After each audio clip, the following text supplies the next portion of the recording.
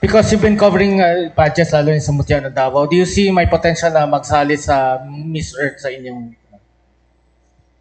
If you ask me, I think this is a difficult question which I cannot answer at the moment. Pero if you ask kung naamay ano potential mag-Miss Earth ang mga mutya, well, naa.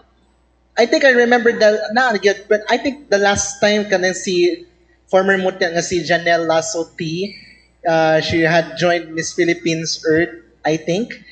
Pero sahan ay for the roster of the mutyas for the previous and present batch, dili ko katubag such that there are many responsibilities that they had to undergo, especially the current mutya, the likes of Rebecca Gale Celis, Catriana Batu, not Batu, Batu, si Ibon Ortega, Angel Alicaba, and of course si Dana Gabriel Tauto.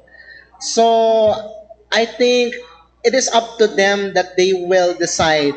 And if you ask us, it is not up to us that will answer to your question, Sir Rudolph.